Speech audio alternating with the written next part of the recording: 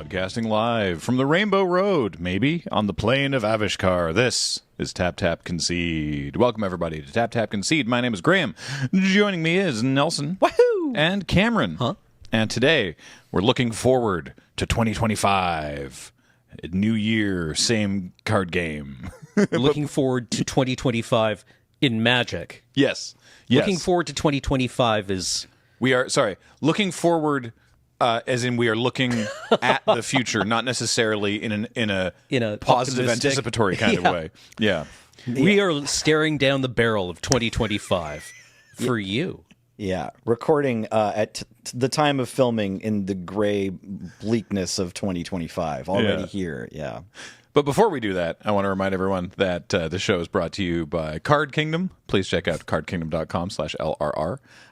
If you want to get your hands on any of the products we're about to discuss today, Card Kingdom's a great place to do it. They got excellent customer service and fast shipping. And if you tell them, Loading Ready Run sent me button, please, they'll give you a little button that says a funny thing, and you can pin it to your bag or coat or hat or other places I've seen at Magic Cons.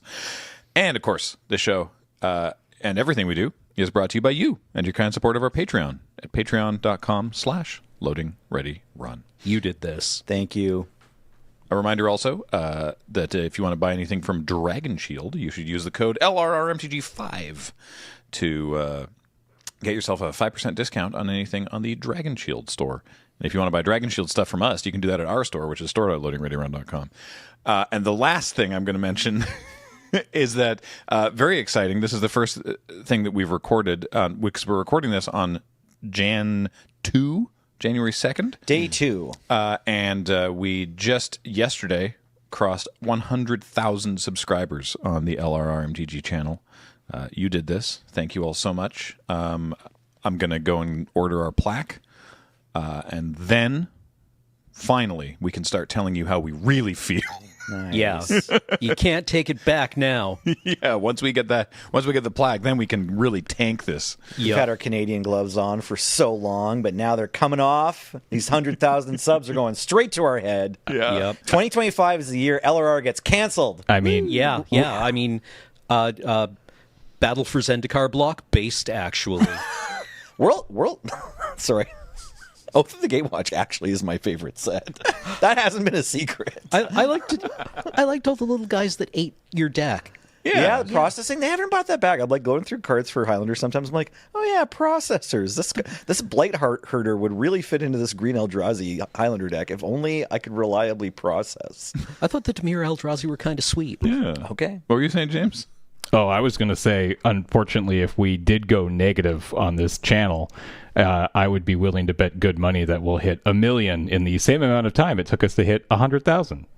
Because that's how the internet works. Yeah, that's true. Weird. Worst set ever. Yeah. Hasbro has killed Magic the Gathering. Magic is done, and I'll look forward to playing other games with you that aren't Magic because Magic is over. Yeah, Prof was lamenting on Blue Sky and probably other social networks as well. He was lamenting that because every year he does his, best things that happened in Magic in this past year and worst things that happened in Magic in this past year, and he does those as separate videos. And the negative one gets way higher viewership and engagement numbers than the positive one. And he's like, why is it always like this? James, I think you were like, why not put them in the same video? I said I dare you next year to make this one video. Yeah. Veteran gamer sells his collection after reading this news. I was watching Stephanie Sterling do great games of 2024 and bad games of 2024. 2 separate videos. Same thing. Exactly the same thing. It's people they're like, yeah, give me that crap. I think there's a human nature thing at play here. Like there's a psychology thing that we can't avoid where your brain just feels that negative feedback is more important. So it's like if you only have time to watch one of the video or you feel like you only have time or you're got 1,000 people you're subscribed to on YouTube and you're trying to catch up. You're like, oh yeah, all these negative videos are important. I got to catch up with that. That's news. That's crucial to the survival of my little, mental tribe or whatever it is, however your brain really works, right? You just have to click on the negative stuff. For the same reason that 1,000 people every week might leave a positive comment. But if someone says Nelson's collar was twisted and he looks like a dumb little kid. He's like a Charlie Brown or something. You know what I mean? I'll read that and then remember that for the rest of my entire life. Mm-hmm. And like tell myself to get over it, but it's hard. It takes work. Yep. Yeah. You know?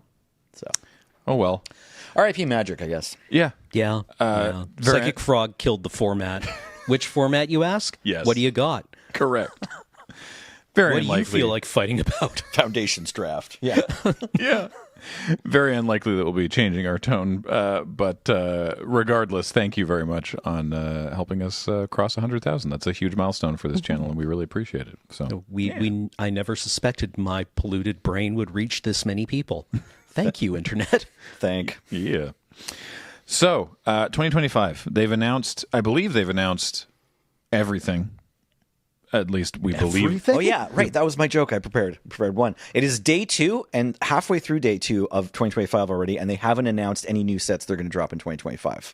Yes. So currently we're doing pretty good. I believe Year's going well. I believe on his blog, Mark Rosewater said that like this is it. Like this is what they've announced, because people were they were getting at him a little bit, as they tend to do, on his Tumblr about the product releases, and he's like, well, you said you wanted less, so we've made less. This is what we released in 2024, and this is what we're releasing in 2025, and you'll note that it's less.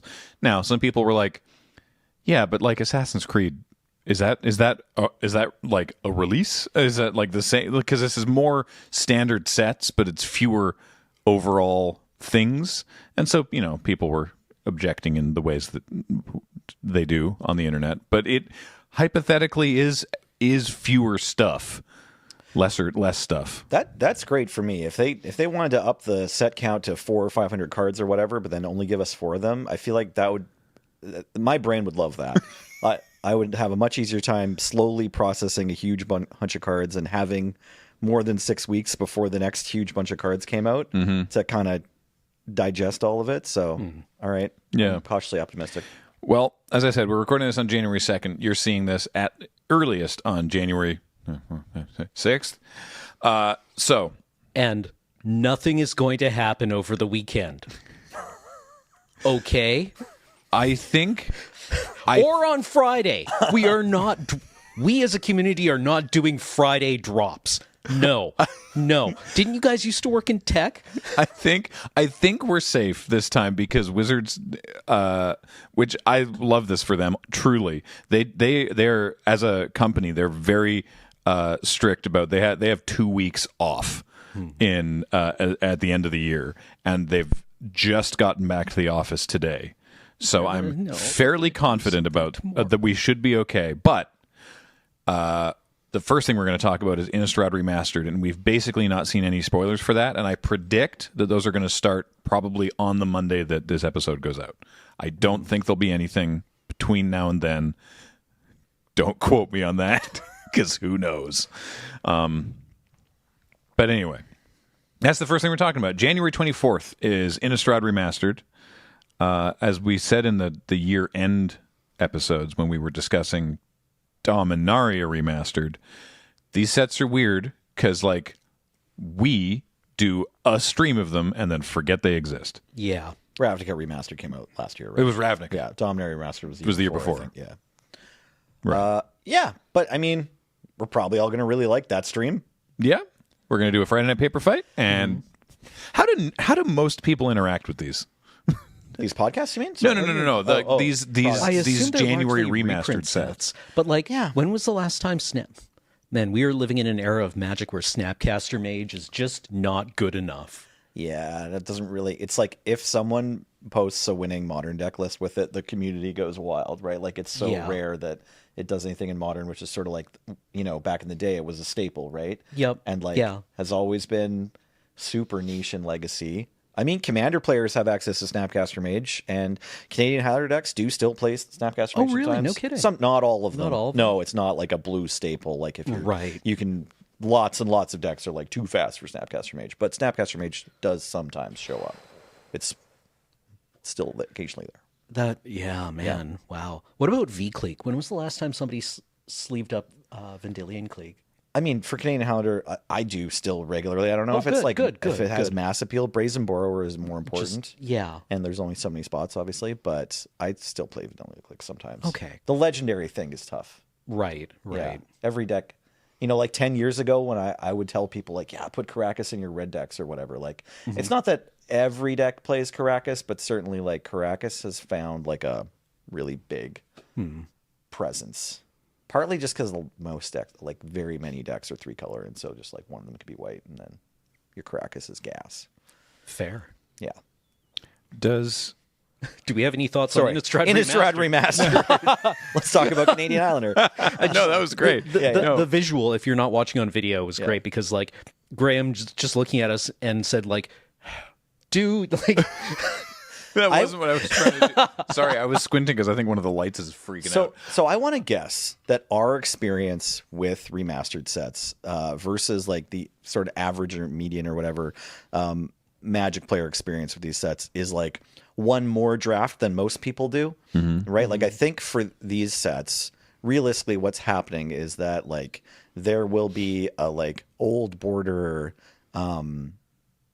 Zombie Lord or like legendary Gisa or something like that, or Liliana. There'll be like a cool new printing that Commander, Modern, Cube, whoever, and players who collect cards, anyone who collects and wants to put some of the fun Innistrad cards into their places where they have cards can go and get a new version of. And so it's like decent for the LGS, hopefully. Wow, that looks weird. Yeah. We were talking about this. Is this 3? real? Sorry. This is real. Yeah. The 3 in the bottom with nothing? Yeah. 3 in the bottom God, with nothing. I hate it. Also, Yeah. the centering of the art Sorry, I don't. is really like, Yeah. I don't want to say I hate, man, like, but the fact that they did the other ones already, like they made the Dak Faden where it's like you would think, just a wall of text. There's just like a top left to bottom right word salad. right. And then this, they're like trying to split the difference. You know what I mean? Like, Just give her a little headroom. Give her I see this card and I go, Just scooch the art down. I feel like a cat with a Post-it note on its right. forehead. Sorry, just for 1 minute here, we've got to kind of duck under this low entryway into the club, Miss Vale. Just right this way. Just 2 more steps, and then you'll have some comfort. Yeah, there you go. Right, because the head That's is the original print. The head usually intersects with the name bar. Yeah. Yeah. For those listening, we're looking at the Innistrad Remastered retro border printing of Liliana of the Veil, and just she's framed weird, and then in the lower right where the loyalty is, it's just a number 3 floating in the like retro border swamp In the texture. retro border swamp. And it's so weird. We talked about these cards a couple weeks ago, and now that I've seen it back to back with the original art, I actually think if they had just done the same thing that they do with the heads like overlapping on the border, I think I actually would like this infinitely more. I think it's the weird head cutoff that's like, and I think that's maybe more annoying to people like us who do a lot of video, where headroom is very important, because this just looks like it was framed poorly. Yeah. All you need to do is just angle up the camera just a few degrees, and it would look so much better. Little scooch. I don't know. Also, like, is it me or is there cleavage like dead center in frame? I mean, that's no different than the original. I suppose. Right? Like, that's just, Important question, Cameron. Yeah, no, I guess like No, she 2011 is was further to the right in the original printing.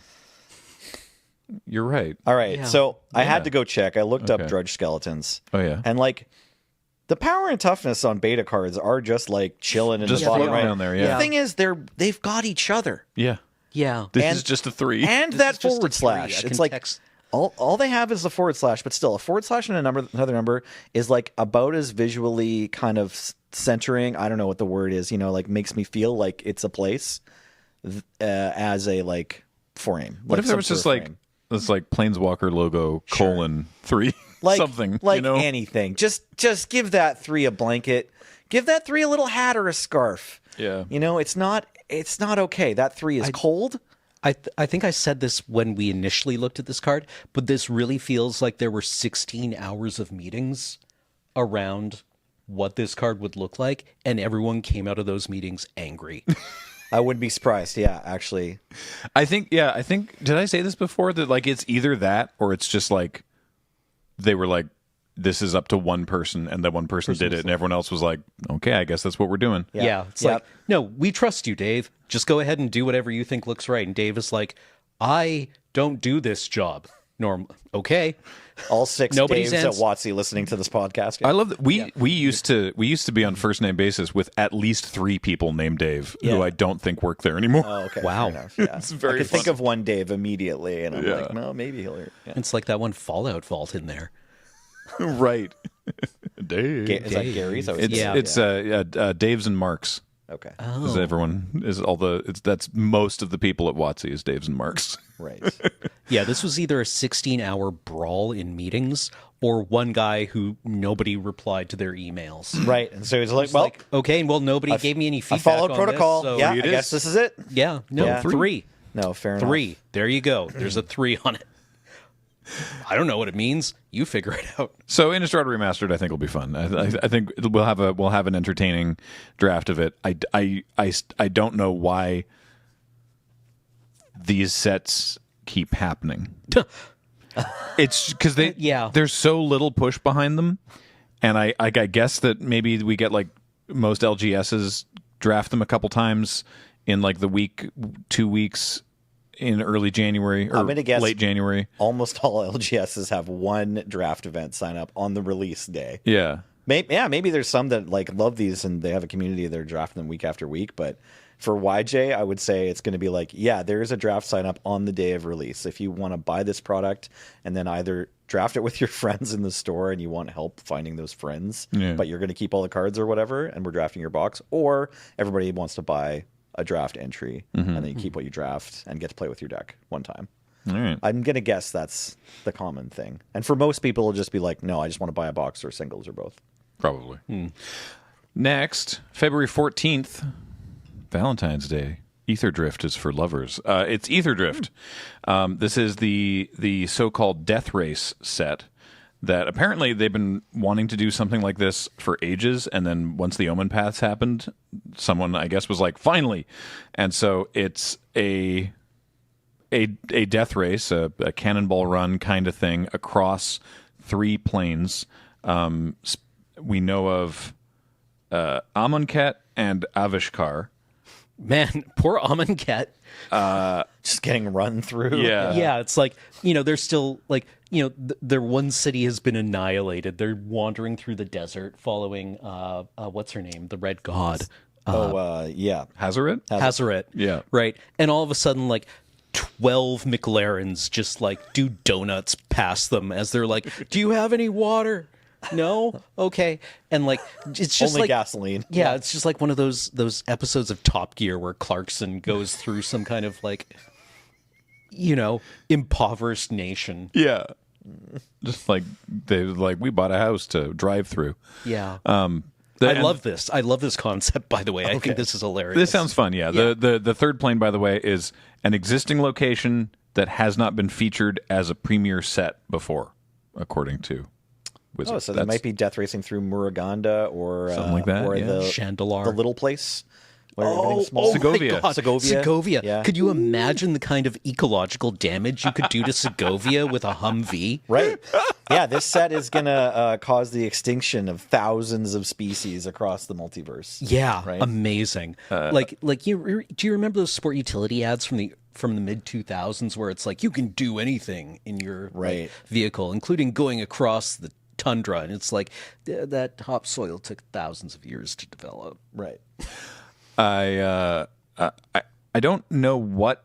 I think there's been 1 or 2 cards maybe previewed from this set, and I'm gonna. I have to do this, and I'm sorry because I don't know who's responsible, but very often it's our friend Daniel who does these things. But I have to say, I detest this expansion symbol. Really? I kind of like okay. it. I'm glad it's not just me. I do not like it. Yeah, I don't know if I've tweeted about my dislike for an expansion symbol before.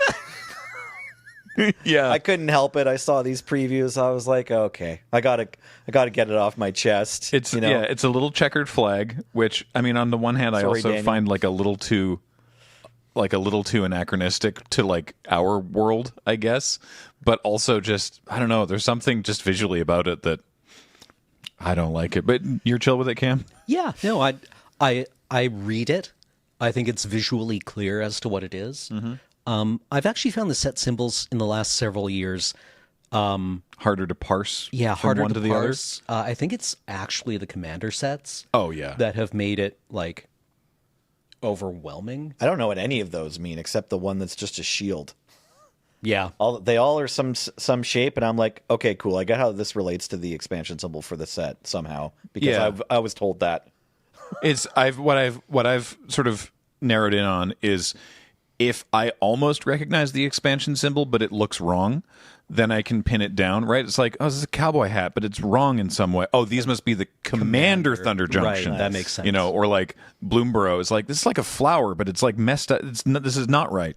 This must be Commander Bloomborough. Nice. Okay. That's sort of where I've fallen down on that, but yeah. I just want to jump in. I also agree that I'm not a huge fan of the set symbol, and I think the reason Thanks for jumping in, James. Yeah, I think the reason for me is that it's all straight lines. Yeah. Which Oh, yeah. I think if you go back and look, there are very few, if maybe none, set symbols that consist of only straight lines. It just feels very, I don't know, it feels very weird. Like I would look Like, what's the foundation symbol? Is that all straight lines? It's a star. It's a star. I know it's a star, but is it a star with straight lines, or is it kind of glowy like No, Mario? it's sort got of curvy. Oh, it's got it's curves. super curvy. It's got like a Yep. cyclone on the inside. Yeah. Yep. Yeah. So like I think if where the flag sort of like drops below and it's trying to show like that it's waving, I guess, in the wind. I think if those weren't 90-degree angles and were curves instead, it might look a little softer. I don't know. I agree though. Not a huge fan. Okay. Some of the inspirations for the set were Death Race 2000, Speed Racer, Wacky Races, and The Fast and the Furious, which are tonally very interesting. Yeah. What's Wacky Races? I've never even heard of that. Oh, that's the old Hanna-Barbera cartoon. Yes. Oh, okay. All right. With like, I only remember Muttley. Who was the guy that Muttley was with? Dirk Dastardly? Dick Dastardly? The guy with the mustache? Yeah. Right. It was like, So I could watch that one with my kids? yes. Okay. Oh yeah, yeah. All No, right. every episode somehow it was basically, this was like the peak of the popularity of stuff like Cannonball Run and Herbie Goes Bananas, and my dad name dropped My Mother the Car the other day, and I had to look that show up. That was a weird one. Okay, I haven't seen the car. Yeah, I've One seen Herbie season. movies. I've seen One like season. 2 or 3. This was My Mother the Car was made by people that My went. Mother the Car. Yeah. Okay. That went on to make like The Simpsons and The Mary Tyler Moore Show. thought And you meant- it starred Dick Van Dyke's younger brother. Your dad name dropped the car to your mother. No. In a conversation between your dad and your mother. No, Okay. this dude Okay. buys an old car, and it's the reincarnation of his mother, who talks to him and only him through the radio. Cool. It Okay. had one season of 30 episodes in the 50s. No Knight Rider shout out though. Hey, my boy Hasselhoff. Oh, yeah. Not on the WotC radar. Yeah. Oh. Hasselhoff's not really my boy or anything, but There is also a piece of key art which we can't show because it won't work on the way the card display here. I mean, we could, but it'll look like toilets. Piece of key art of Chandra riding a bike doing the Akira slide, and it looks very sweet.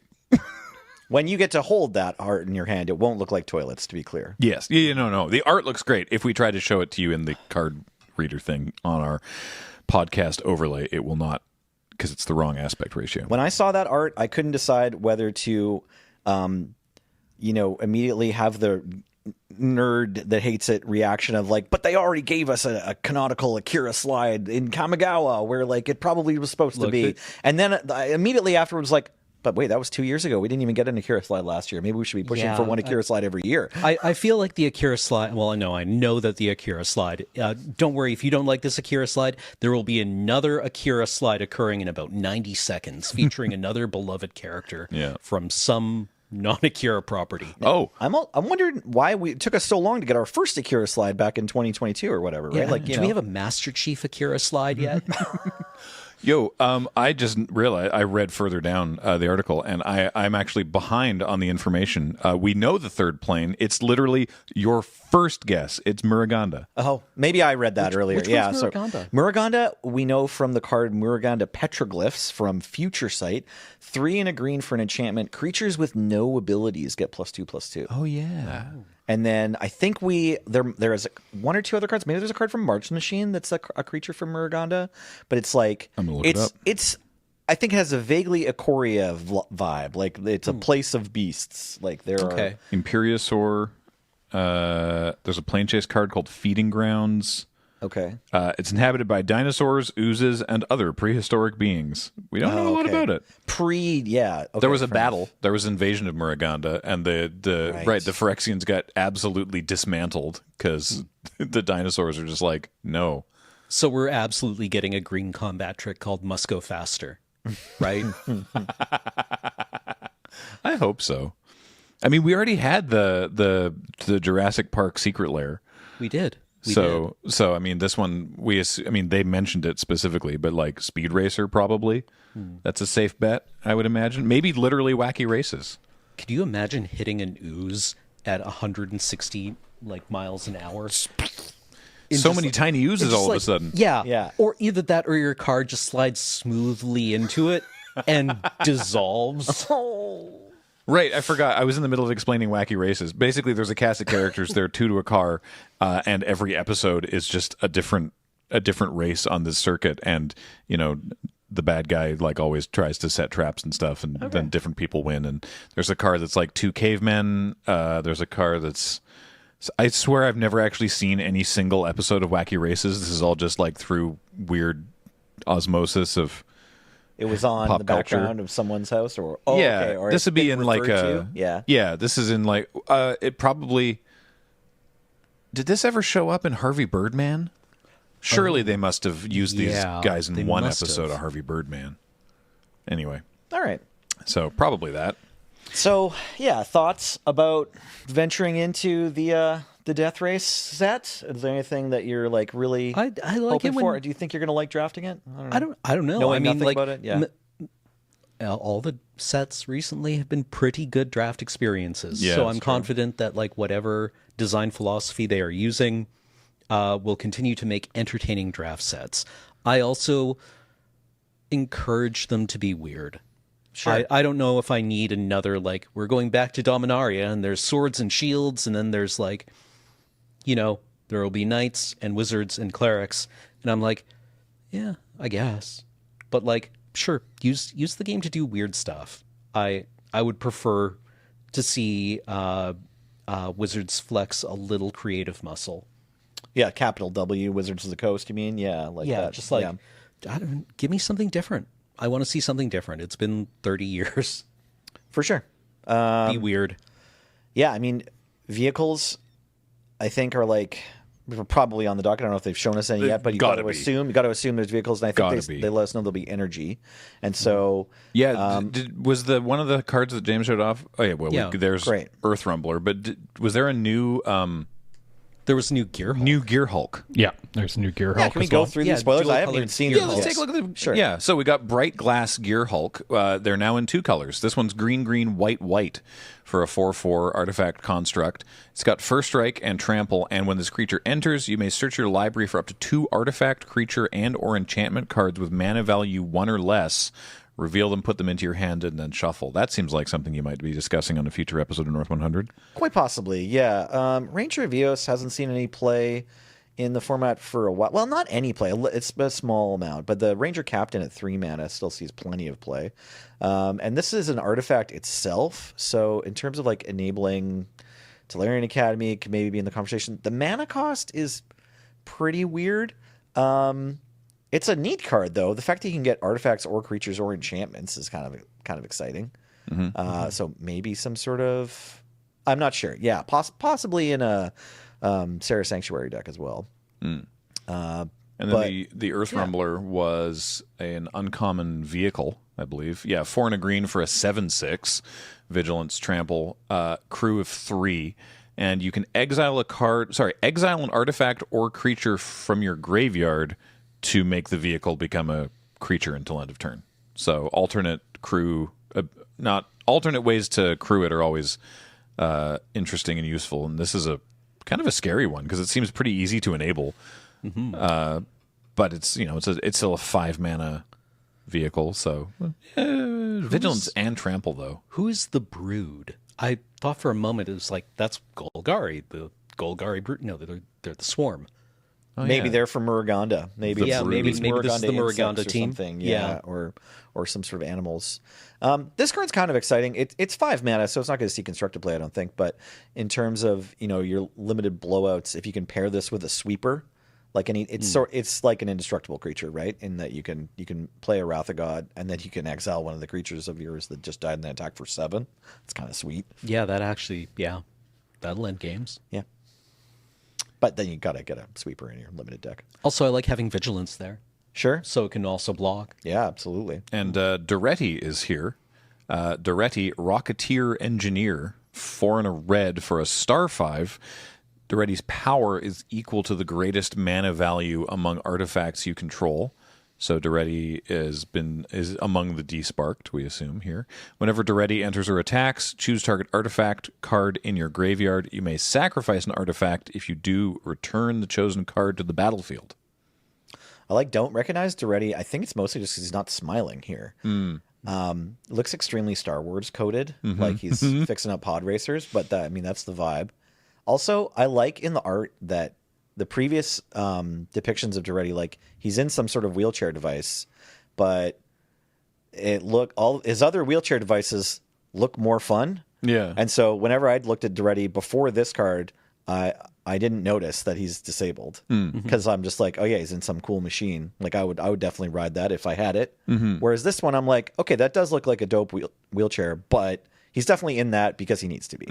So looks like maybe like an extra faceted representation there. This looks like a murder ball wheelchair, like the wheelchair rugby. Right. The way that the way the wheels are sort of angle of the angled wheels, a little bit. right? Also, the watermark on this one is a Planeswalker logo with like an electrical zap Yeah. in it, which is interesting. that's I'm kinda not sure what this interesting. watermark indicates. Is that a desparked Planeswalker? I don't know. Maybe it's just story spotlight. I don't know. Who knows? Maybe. Yeah. Story Spotlight. Yeah. This is a also the ability on the card is Goblin Welder adjacent. That's like where Duretti's most of his wheelhouse is. Sorry, can we bring the card back up again, James? I only looked at the art. It's 5 mana for a legendary 5 mana Goblin for a star Oppressor? 5. Okay. But so you choose whenever Duretti enters or attacks, you pick an artifact in your graveyard, and you can sacrifice an artifact. But the one that you sacrifice could be like a treasure or a clue, Yes.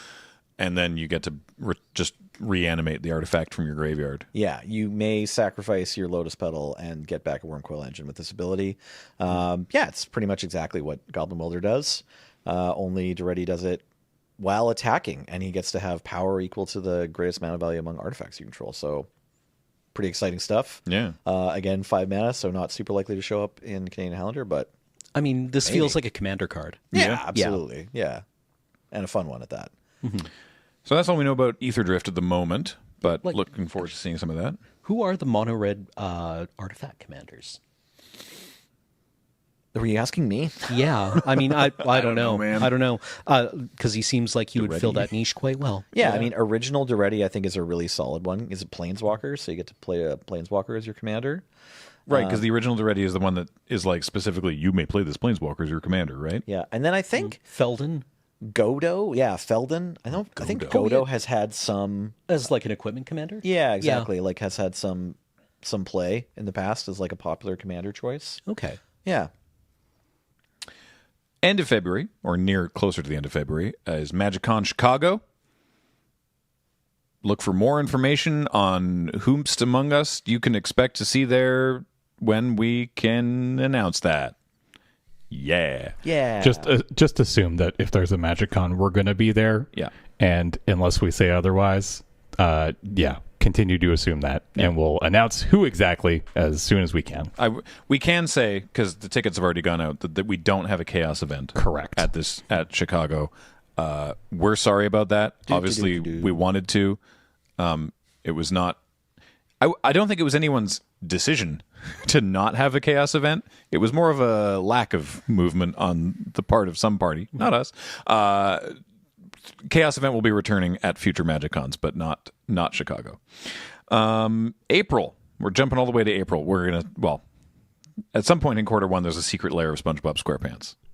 Okay. I love it. I will say that at the start of the episode, you mentioned that Mark had mentioned on his blog that all the sets have been announced for this year. Yep. So we know for a fact, I guess, that there won't be a Masters or Horizon set this year. But obviously, that does not mean there won't be a buttload of secret layer drops, I assume, throughout the year. There will presumably be a bunch of those. Yeah. And there could be arena-only sets that haven't been announced as well. Right? Correct, yeah. They're not beholden to this, Very likely, yeah. complicit, or to be complicit with Mark's tweet or whatever. Yeah. So April 11th, we're going back to Tarkir. It's Tarkir Dragonstorm. Okay. Is the Those are two words. I like both of them. yeah. This is also, I hate to do this. This is the conclusion of the Dragonstorm arc storyline. The what? Huh? Yeah, No. I was not aware Surely. that we were in something called were the in the Dragonstorm arc. Huh. It is the 1 year storyline that. But if that was follows, the case, we would know. It is the 1 year storyline that follows the Omen Path arc. The what now? So the Omen Paths, we know Right. about that. No, right? we're in the Yeah, middle of that yeah. one still. We're still in the Omen Path arc. I'm pretty sure. The Dragonstorm arc started July 2024 and features the following sets: Bloomburrow, Duskmourn, Aetherdrift, and Tarkir Dragonstorm. After Ugin left Tarkir, okay, Dragonstorms on the plane have gone out of control, and combined with newly formed Omen Paths, this has resulted in Tarkir dragons appearing on other planes. Sure. I was not that aware. what was happening? I was not aware that this was happening. So, yeah.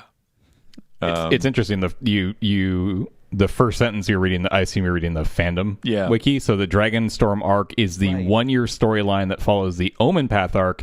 It is the second part of a 3 year story arc codenamed Metronome.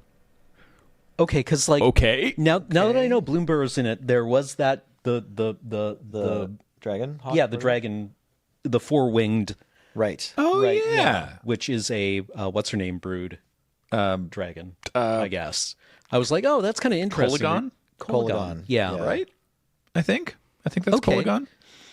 Okay. Can we bring that card up? But yeah, James, just go and look through. It's Dragon. This one? It's the only dragon in Bloomburrow. Yeah, I know. But it's also a bird. That's the But that's thing. because everything in Bloomburrow gets turned into a fuzzy This animal. is a Tarkir dragon being turned into a Bloomburrow creature or critter or whatever. Interesting. And I didn't notice it. I thought it was just this is what a dragon looks like on Tarkir, which I guess is also true. But I didn't realize. on on Bloomburrow. Bloomburrow. Yeah. I didn't realize it wasn't like from Bloomburrow. It's a story spotlight card too, and yet I had no idea. Yeah, Okay. there's so many of these things, chat. I don't know what to tell you. Yeah, if you haven't gotten to lose to this card in Bloomburrow draft, by the way, it's pretty scary. It's showing up in constructed a little bit. 3 red for a 5/5 legendary flying bird dragon with whenever it enters or attacks, exile the top X cards of your library, where X is the number of creatures you control with power 4 or greater. So like at least one, unless they kill this in response. You may play those cards until your next end step. So the end step of the turn that this came in or attacked. At the beginning of your next end step, this deals 2 to each opponent for each of those cards that are still exiled. So basically a set of Chandra Torch of Defiance +1s equal to the number of ferocious creatures you have. So they're Tarkir coding it all over the place. Actually, yeah. When you read it, it's ferocious coded. Now that I know that, it's yeah. like, oh yeah, right. That totally this is makes actually sense. And Yeah, it's a 4-winged dragon from Colagon's Brew. Yeah, so this is actually fairly clever design that I completely blanked on. Yeah. Do you I remember? have definitely lost many games of Bloomburrow Limited to this Right. because it's a beating. Yeah, if you have the kill spell for it, immediately you're still in. But if they not even untap, like even if you have to kill it on your turn, it's kind of awkward. Yeah, if you pass priority on this. Yeah, like GG. playing this and the trigger, it's like, well, it's probably upended your whole game. So, big ups to whoever designed this. Mm-hmm. I did not I am sorry, I was not aware of your game. Magic the Gathering. What were the other sets in it? Bloomburrow? Was Duskmourn. All chronologically, right? Yeah, Bloomburrow, Duskmourn, Aetherdrift, and Tarkir Dragonstorm. Not Foundations. Are the 4 sets from the Dragonstorm arc. So what was the one in Duskmourn? Oh, right. Is What there were the is there a dragons in Tarkir dragon Duskmourn? in Duskmourn? That's a good question, James. I have no idea. Bring up every card in Duskmourn with the creature type line dragon. Yeah, just Surely. Yeah, computer. There can't be that many. Tea, Earl Grey. Hard to fit them in the house, surely. Although, it seems like there's some wide open spaces in the House of Duskmorn, so who knows? Meanwhile, chat. Because I want to give us some credit. I I want to give us some credit for being like, it's a bird, it's a dragon on Bloomborough. They have one because a bunch of sets just have one dragon and it's not a story beat. Like Balefire Dragon is from Innistrad. It'll probably be in Innistrad Remastered. It's like the one dragon that's on. Yeah, on there's Innistrad. no dragons in Duskmorn. Because Magic the Gathering just does that. There's just like one dragon. Yeah, they've kind of mostly gone extinct. Knights are actually pretty good at killing them. Television show about dragons on Duskmorn? James, reference every art with dragons in the corner on a screen in Duskmorn. Cross-reference So red we've got cards. Polignan Brood. We have Ojutai, Atarka, Dramoka, Silumgar. Yeah, there's no dragon in Dragonstorm, and or in Duskmorn, and I thought maybe they threw it in Commander deck, but nope, it's not there either. So, Well, let's look up all of the colored pair mythics then. Well, look, this is how clearly the Dragonstorm arc has been communicated to content creators. maybe if you don't like try to stay on top of somewhat stay on top of Magic news for a living, you had a better shot of knowing that we were in the Dragonstorm arc. Let us know in the comments how you knew that we were in the Dragonstorm arc currently. Somebody's That going seems to relevant. I don't know. I would like to know. I would like to care. We're going to get a link to us discussing the Dragonstorm arc in 2024. Hell yeah. on this very podcast. It's like somebody's going to be like, my brother in Christ, you have talked about this in August 2024 where you say you're excited about it or something. I was 11 when I started playing Magic, and later this year I get to turn the fourth, multiplier of 11. Delightful. Nice. So if I even remember what I podcast last week. I'm just doing some quick search in here, and it sounds like maybe there was a little bit of story in the fiction, like the online fiction, that didn't ever really go anywhere, that maybe was supposed to be alluding to it. There's a whole scene that apparently goes nowhere with Kaito seeing dragons burning down a forest and a city. Apparently there might be I'm trying to figure out what card. There's like a common burn spell that somebody referenced here, but they didn't actually name the card. Scorching Dragonfire. Scorching Dragonfire. Right. Yeah. Scorching Dragonfire is in Duskmorn. And we were all like, that's weird. Right. There's the clip. Look, we just found the clip of us talking about it. Yeah, Kaito ran. Illusion I or no, the fire felt hot enough to kill. Right. I definitely remarked on this like at the Fam Jam or something. Yeah. James, we specifically asked you to name search dragon. Weird. Huh. It's interesting. Right. Scorching Dragonfire was also in Foundations.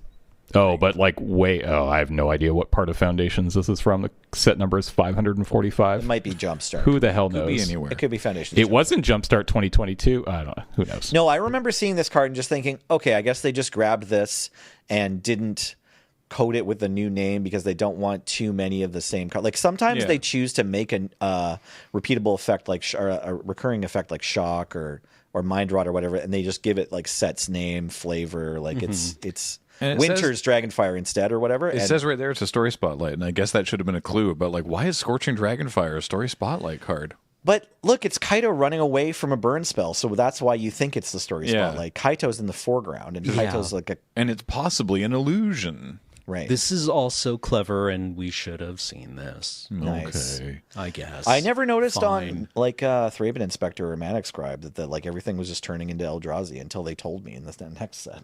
Well, Right. literally finding or the spoiled Jace art having his little tentacles in it for March of the Machine or Phyrexia. Right. Yeah, impressive.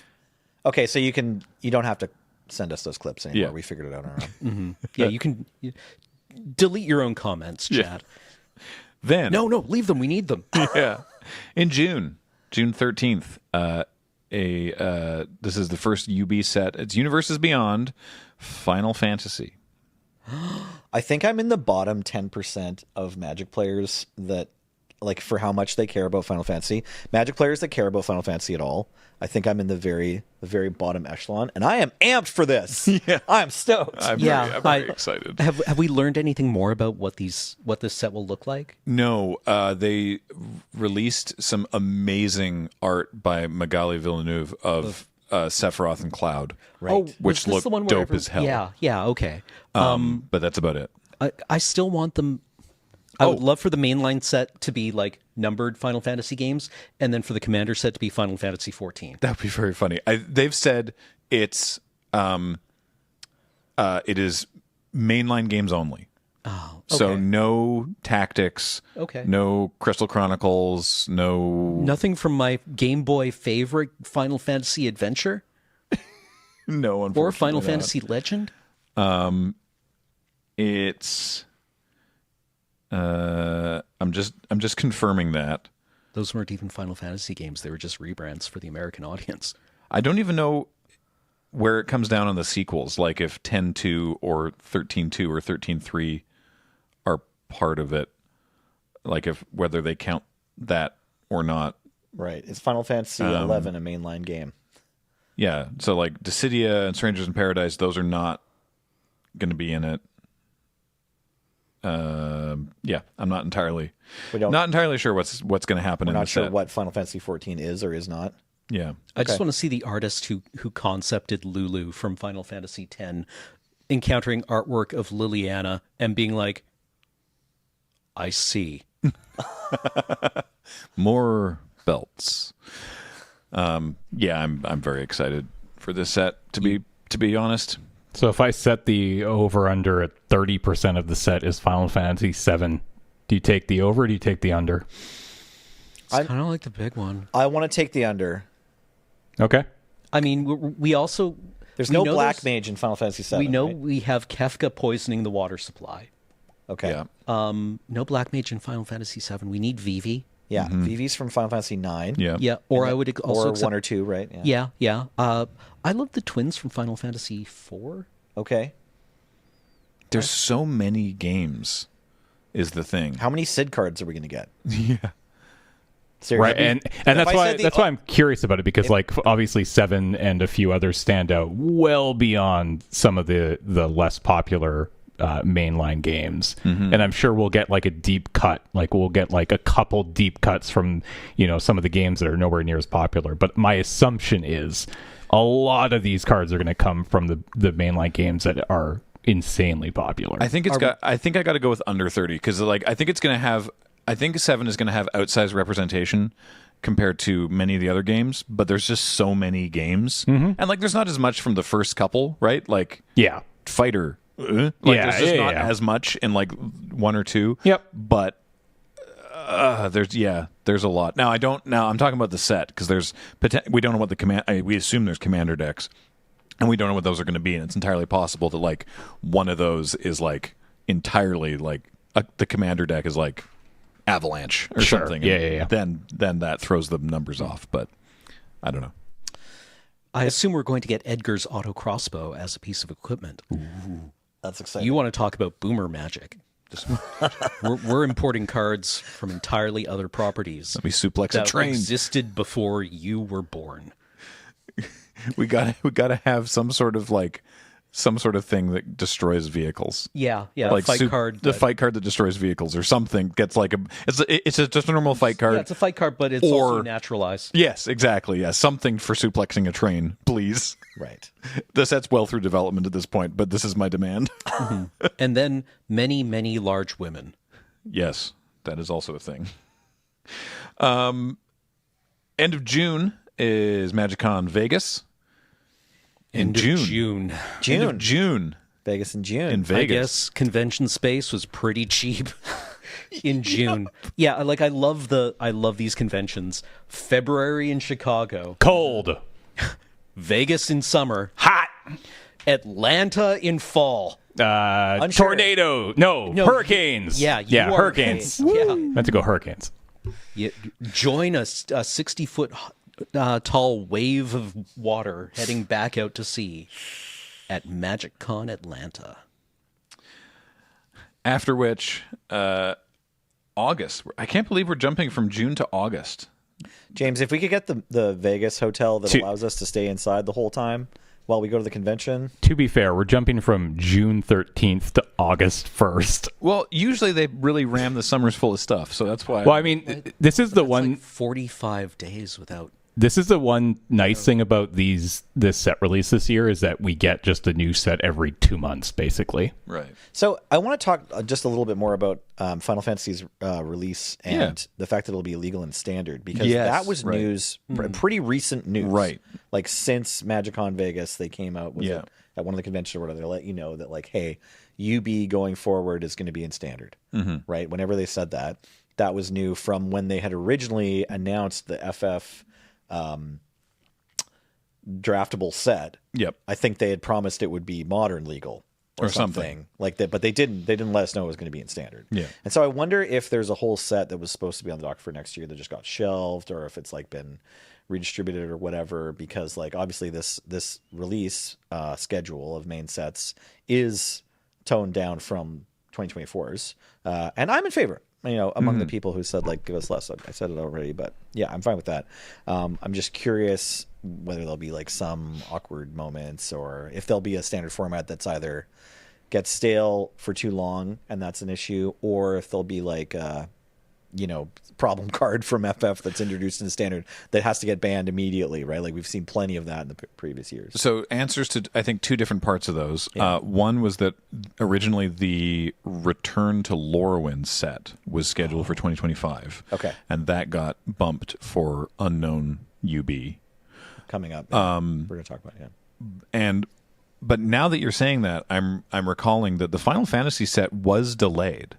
That like it was supposed to come out in 2024, and then it got delayed, but they didn't make a big deal about it. And now that you're saying that, I'm wondering if that is because they internally that's when they made the decision that 2025 UB sets would be standard legal, and they had to retool it. Right. Yeah. Maybe so everything has to be balanced around. Yeah. All the stuff that's in standard. Standard also, I know Foundations is in for like forever, and then I'm confused about the rotation schedule currently. And typically, among people in this office, I have been one of the ones that kind of knows. Right. But I'm lost. But we don't have to talk about that right now. Well, I swear we touched on this last episode too. Briefly last episode, but it's hang on, I have it. Okay. No, wait. So 2025. What are the dates? So this is just the second set that's coming out this year, right? Like for standard, we've got Ether Drift. No, this is the third set. Third set, sorry. Tarkir. Tarkir, right. Tarkir Dragonstorm, which we barely talked about. Right. Just about how we're in this lore episode. I'm excited to go back to Tarkir, though, by the way. Yeah. They've given us a lot of morphs lately, so it'd be okay if we didn't have morphs, but still just had like the clans of Tarkir. Yeah. If they do have morphs, that's okay. I mean, I do like morph. Okay, here we go. So Foundations is legal until at least 2029. Summer 2025, rotating away this coming summer, is Dominaria United, Brothers War, All Will Be One, March the Machine, and Aftermath. Then nothing else rotates until February 2027. Okay. At which point we lose Wilds of Eldraine, Lost Caverns, Murders, Outlaws, big score, Bloomburrow, and Duskmourn. Then a year following that, February 2028, Ether Drift and so forth rotate out. Okay. And then rotation happens every year at the start of the year. Yeah. Right. And you have a 3-year-long standard that starts in the first set of the year, right? Correct. I believe that's correct. Thank you. Okay, so is it with Final Fantasy that this rotation happens? No, Final Fantasy... no, because Final Fantasy comes out... Oh, right, because summer 2025. Yes, so I guess that Final Fantasy... It'll be Final Fantasy or the next thing come out in 2020 in summer, and that's when Dominaria United through March the Machine rotate. Yes, it's with Edge of Eternities that standard rotates. Yeah. Okay, so these Final Fantasy cards only have to be balanced around Shale Dread for 2 months. Correct. Correct. So speaking of which, Edge of Eternities is coming out on August 1st. This is an in-universe or an in-magic thing. This is not Universes Beyond. It is science fantasy. It is a space opera inspired by a space opera. Yeah, I'm for this as well. I know people are.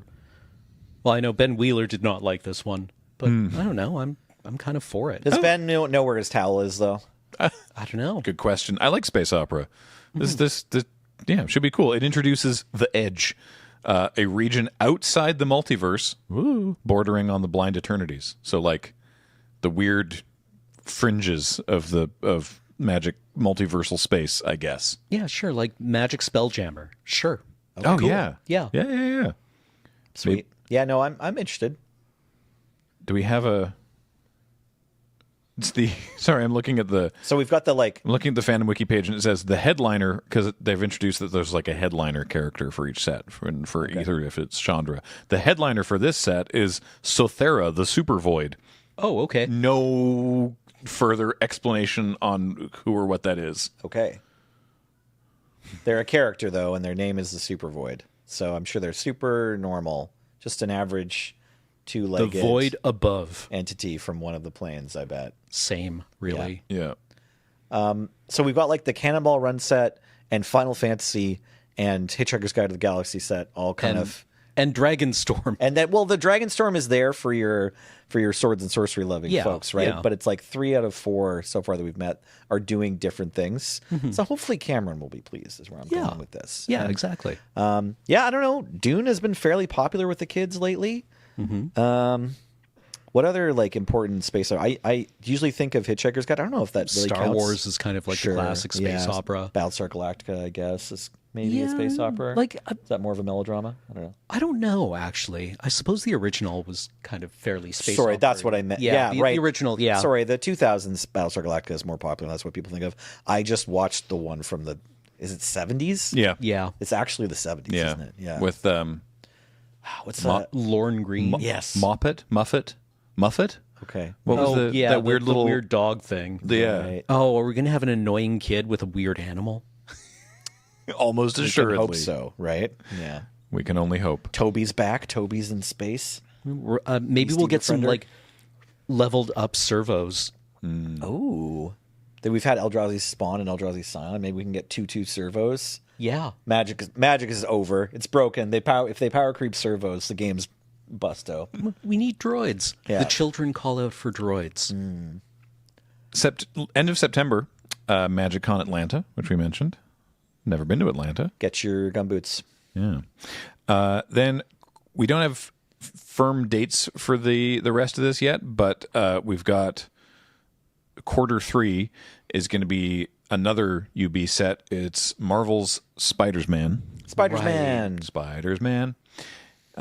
So that's, yeah, I mean, you could probably make a whole set out of just Final Fantasy VII. So making a whole set out of just Spider-Man and his friends, that makes sense to me. I'm less enthusiastic about Spider-Man, but that's me. Yeah, I care 1% about as much about the Spider-Man franchise as I do about the Final Fantasy franchise, but it's not that I dislike it or hate it or anything. I have a question for you though, Graham. You're dropping your kid off at gymnastics or ballet practice or soccer or whatever, and then you just got to wait for like an hour and you got your phone out. It's Arena. Are you amped or disappointed and navigating to a different app when you start playing your like Final Fantasy standard deck and you run into a Spider-Man standard deck on the program Magic the Gathering Arena? Like, does this cause some sort of reaction in your body in September of 2025? It's going to be weird, isn't it? Yeah. I don't know, man. I mean, it's sort of a trick question. At this point, you're just drafting Spider-Man. Yeah. I know Yeah, you're not exactly, actually going to yeah. play standard, but the standard gives us the appropriate environment for the joke. Yeah. Yeah, it's going to be odd. It's watching, because I do still like to watch the Pro Tour, and like watching the Pro Tour with them playing, all the cards that are legal in standard, which includes Final Fantasy and Spider-Man. It's going to be weird. It's going to be an odd thing to watch. I am not emotionally prepared for Marshall saying, and he attacks with Spider-Man for the win at Right? MagicCon Atlanta. Well, It's also like, 'cause there's probably gonna okay. be like 7 Spider-Men, all legendary. You roll up to the is this gonna MagicCon, and Olivia and Sydney are both dressed up as Spider-Man. And like, Yeah. you're like taking photos with them, and then they're playing Commander as Spider-Man. I don't know. Like, will that be kind of weird? Yeah. Yeah. It's It'll going to be kind of odd. weird. Not they'll necessarily be bad, but it might be kind of like, what's happening? Yeah, I don't know. Like it previous sets have felt a lot like our previous Universes Beyond have felt like, this is a Magic set. It still feels magic-y to me. Even the Warhammer ones still feel magic-y to me. Right. I don't know, the Marvel one feels too big for Magic, right? Right. Is there a point in the culture at which point like Magic fails to subsume the thing it's trying to make a set out of, and instead it just becomes like, oh yeah, at our Marvel merch shop you can also get Magic cards now, and like that's sort of more what feels like is happening. Yeah. Like, does it feel more like Marvel reached out and was like, we're going to make money with that game too? Well, I mean, like, I assume that this was Wizards being like, we could also license, Marvel properties for this. Right. Like, realistically, they must have worked together. It feels, I don't know. It feels like this is, I don't know. I don't have articulated feelings on this. Okay. I just have vibes. All right. But it sounds like a slightly scared vibe. Yeah, I suppose it is. Twinge of I suppose it is. yeah, of worry. Maybe. Yeah. Trepidation. I will say there's something to the fact that, like, we've talked about 5 sets and 2 of them are UB that are going to be standard in the first year. That's the thing. So like the standard sets tend to be like a really impactful, cultural part of the Magic the Gathering release year, right? More so than the Lord of the Rings notwithstanding, more so than the like non-standard releases usually. Like Modern Horizons 3, I think is a good example. Tons of powerful cards came out that like you either could get involved with or not. They're not going to be in your standard games, and they're only going to be in your draft games if you draft that set. And those are like still 2 of the biggest ways that people play Magic. And in Commander, they mattered, but they're not like suddenly all of the strongest cards in Commander, right? So whereas in next year, you're not going to be able to avoid these cards in Standard. It'd be like if you knew that going into 2023 you had to play against Orcish Bowmasters in the One Ring in Standard. That might be a bummer. But again, like they knew, they said that these were designed knowing that they'd be standard. Yeah, so for like, sure. Hopefully they won't be overpowered or anything like that, but it's still just like the cultural, like the influx of other properties. And something I've said before is that like I've seen this notion repeated in comment sections and on social media that like the franchise partners for Universes Beyond sets, that like the people that Magic works with for these UB sets, quote, like want to have powerful cards. They do not care. Yeah, I promise you, Marvel is not like, you better make these cards inordinately powerful. Like, I guarantee you, none of these companies, Square, Games Workshop, Bethesda, none of these people are like, hey, you better make sure these cards are good, Wizards. Like, that's not a thing. Right. Yeah, I think they want money. Yeah. And so you had better be sure you pay us, Wizards, I think is the much more like... Yeah. Yeah. Like, they want the cards to sell, and more powerful cards will sell. So, like, I can see there's maybe, like, a correlation that seems apparent when you look at it like that. But it's not like that. Yeah. Square is not going to be annoyed, or Square Enix, pardon me, is not going to be annoyed if the cards are only tuned for Standard. Right. So, anyway. Yeah. Then, speaking of Universes Beyond and Standard, the last release of the year, Q4, we don't have a firm date for it yet, is, I don't know, Universes Beyond something. It's unknown Universes Beyond. Hopefully it's not another Marvel set, right? Like, they would tell us if it was another Marvel set. I don't think so. And I said this before, and I think it was the year-end podcast, because, we have friends in the building, but they don't tell us stuff. And so...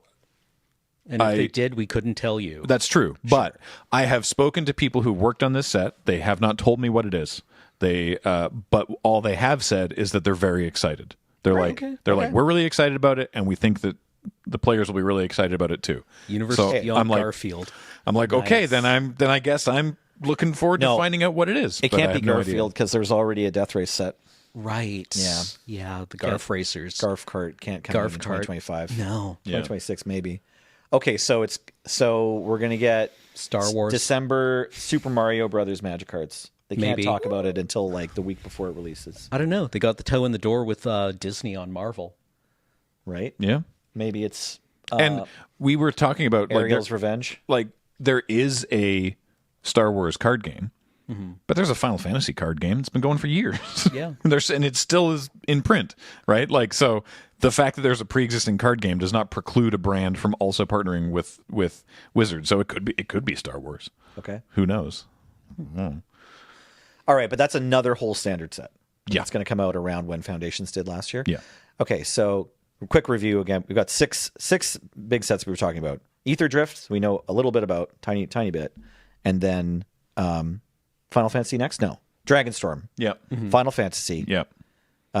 Edge of Eternity. Thank you. Edge of Eternities, where they're going to space opera. Yeah. Spider-Man. Spider-Man's and Unknown. And then Another Oob. Unknown UB. Universes Beyond. So I guess, Okay. yeah, beyond the edge of eternity, they discover Spider-Man. Oh. Yeah, we There's a were whole inside Spider-Man Spider-Man the whole time. Look at this. Oh, wow. This Yeah. is just the Spider-Verse. I do really like those Spider-Verse movies, I will say. Okay, so yeah, it's going to be a big year for Magic cards that don't feel like Magic cards. Yeah. Yeah. Really big. Yeah. I'm not sure. I used to be like sanguine about Universes Beyond. It was just like this thing that was happening, and I'm like, yeah, no, I mean, take it or leave it, I guess. Doesn't really bother me. And like 3 in 1 year is an awful lot. Right. 3 is a lot. But the idea of doing creative things that you talked about earlier, where you were like, I don't need every Magic set to look like Dominaria. Yeah. That Yeah. gels well with reaching out to Universe it Beyond, does. because it kicks It them. does. It kicks all the designers into the limitation of like, well, they have to all exist in this other IP's universe. Yeah, Okay. I mean, so make yeah, if creative they're- Magic cards that use those tools. Yeah, right? if they're interesting and weird Magic cards that lead to like fun play patterns and do interesting things, then yeah, I suppose that's good for the game and good for the play experience. Right. The play experience, it's more fun. Why am I talking like a marketing person? Well, I want more fun Magic cards that Yeah. are interesting. we're here at Loading Ready Run. We're all going to give these cards a fair shot. All of these sets are going to get a fair shot when we try to draft them. Hopefully, we'll deliver 6 Fam Jams this year, and everyone can see all of our visceral firsthand reactions to whether or not we like these cards in real time. And yeah, I think we're mostly above having judged these cards to be too not a Magic card before we play with them. But we'll see whether or not they are fun enough to, earn the right to have a good memory and a stamp of approval from us at the time. Yeah. So there you go. 2025. At least in the narrow field of Magic the Gathering, looks like it could be fun and interesting. In the year 2025, if Magic is still alive. It's still alive. Yeah. If you like Magic cards and absolutely ice cold takes, head on over to cardkingdom.com/LRR. And if you buy cards from them, let them know we sent you in the comments and ask for a little 1-inch button. We're still Yeah. doing that? Oh, yeah. Okay, Still good. doing that. Do you know what the current button says? Don't. It might be time for I'm the still cheat pushing step. for Dismember, Doomblade. Dies to removal? Oh, yeah, okay. Awesome. Molten Collapse. We haven't had time to submit new pins yet. And of course, But they'll be in good taste. We can tell you that much. the Dragon Shield. Use the code LRRMTG5 if you're buying stuff there. And of course, everything we do here at Loading Ready Run is brought to you by you and your kind support of our Patreon at patreon.com/loadingreadyrun or by becoming a member of this YouTube channel. And thank you again for getting us over 100,000 subscribers on this channel. Wow. That's huge. Thank you. That helps a lot. So Can't take it back.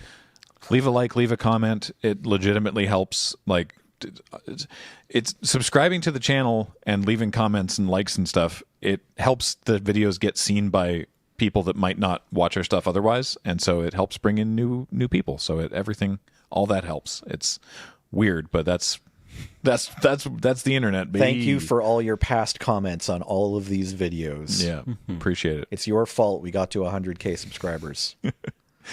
All right, that's going to do it for this week. Until next time, I have been Graham, joined by Nelson. Woohoo! And Cameron. Huh? James has been on tech. Heather Gesley's online. Thank you all so much for watching. Talk to you next time.